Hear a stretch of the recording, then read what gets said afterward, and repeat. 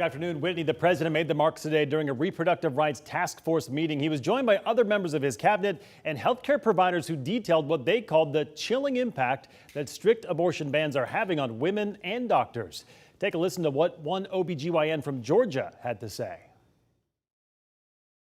My colleagues and I have to think about whether we're going to be criminalized and imprisoned, whether our licenses will be taken away, whether our livelihood will be threatened for providing compassionate, evidence-based care.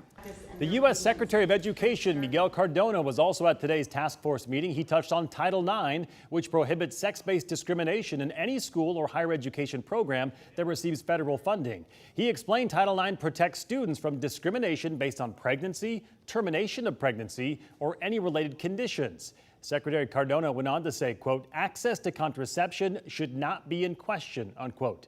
Today's meeting comes just days after the University of Idaho sent that memo to staff warning they could lose their job or face prosecution for promoting abortion or contraception. Well, today, President Biden specifically touched on the university's policy. The University of Idaho said it should stop providing contraception, as was mentioned by the Vice President.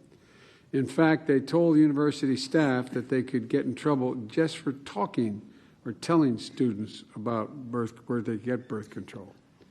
Folks, what century are we in? I mean, what are we doing?